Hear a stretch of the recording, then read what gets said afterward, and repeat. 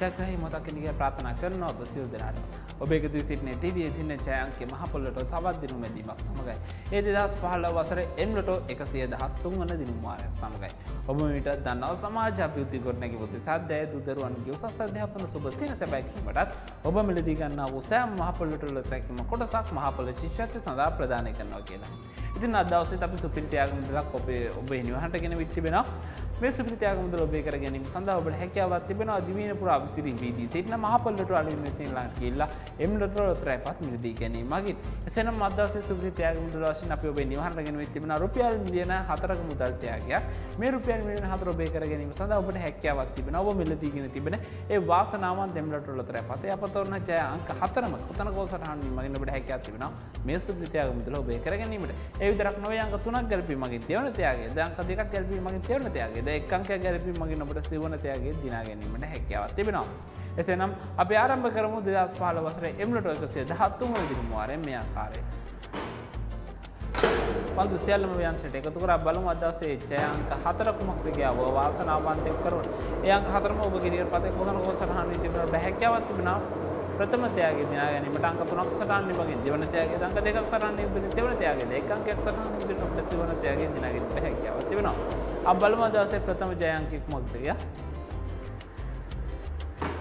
ප්‍රථම වාසනාවන්ත අංකයේ විදිහට යන්ත්‍රය සටහන් කරනවා අංක 63. අංක 63 තමයි ප්‍රථම වාසනාවන්ත අංකයේ විදිහට යන්ත්‍රය සටහන් කරන්නේ.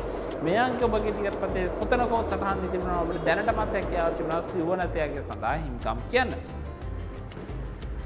දෙවන වාසනාවන්ත අංකයේ විදිහට යන්ත්‍රය සටහන් කරනවා අංක 13. අංක 13 තමයි දෙවන වාසනාවන්ත අංකයේ විදිහට යන්ත්‍රය සටහන් කරන්නේ. මේ අංක දෙක ඔබගේ ටිකට් පතේ කොතනකෝ සටහන් වී තිබෙනවා ඔබට හැකියාවක් තිබෙනවා දැනටමත් තෙවන ත්‍යාගය සඳහා හිමිකම් කියන්න.